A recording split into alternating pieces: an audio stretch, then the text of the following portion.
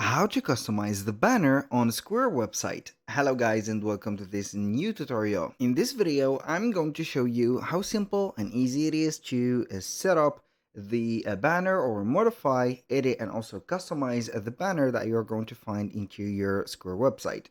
So we're going to basically head over to squareup.com, sign in for an account, and here, as you can see, we are going to see the dashboard. From the quick access, we are going to head over online, which is going to be Square Online, wait for the dashboard of the website to load up.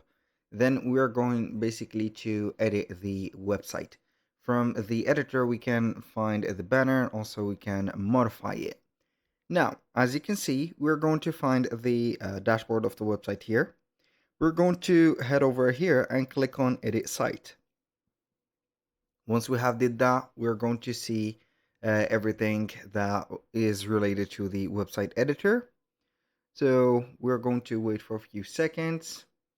And from here, we're going to see the main banner, how we can customize, edit it, or personalize it. Click on the main banner.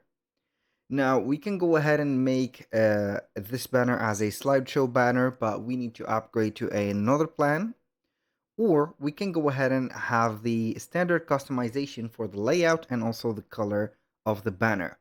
So we can have a banner like this, a banner like that, a half banner, a full banner like this, a banner with a text at the middle, and etc. So here I'm going to delete that text because it is going in the way. I'm going to deactivate the button or also the text. I do not need a headline. So for this one also I'm going to deactivate the tagline. So I'm going to only focus into my banner. So this is the banner. You can go ahead and modify the background media and add some content for it, like the tagline, text, headline, button, and secondary button. So you can go ahead and have like this the tagline added. You can go ahead and have also the text added and etc.